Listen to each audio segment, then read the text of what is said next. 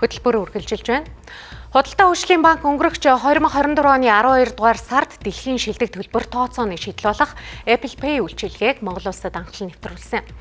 Тэгвэл харилцагч нараас Apple Pay үйлчилгээг хамгийн идэвхтэй ашигласан харилцагчдаа тодруулан өнөөдөр шагналыг нь гартуулсан өглөө.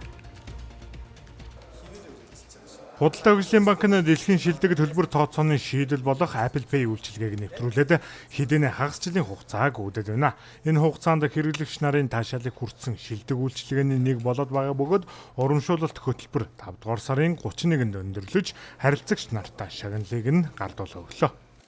Энэ Apple Pay үйлчилгээний 12 сараас эхэлсэн мэдэж байсан. Тэгээд оролцъё гэж бодож явж байтал жоох амжаагүй байж байгаа. Сүүлийн сард нь оролцоод одоо ингээд байрны эзэн болсондоо маш их баяртай байна. Apple Pay үйлчилгээг ашиглахад маш их хялбархан байсан. Apple Pay үйлчилгээ маань худалдаа хөгжлийн банкны нийт харилцагчдын бол өдөр тутмын төлбөр тооцооны нэгэн хэрэгсэл болсон байгаад бол тунтаатай байдаг. За бид энэ үйлчилгээг ашиглаж байгаа харилцагчдаа урамшуулах зорилгоор Apple Pay үйлчилгээний 102 хатсан шалруулах хөтөлбөр зохион байгуулсан.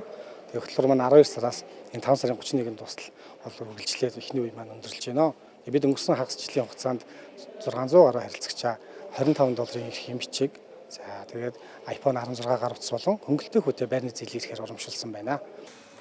Худалдаа хөгжлийн банкны зүгээс урамшуулалт хөтөлбөрийг 6-аас 8 сард дахин үргэлжлүүлэхээр болсон бөгөөд хамгийн идэвхтэй ашигласан 100 харилцагчаа сар бүр урамшуулж улирлын турш хамгийн идэвхтэй ашигласан нэг харилцагчдаа хөнгөлөлтөй орон сууцны зээлийн эрхийг бэлдээд байна.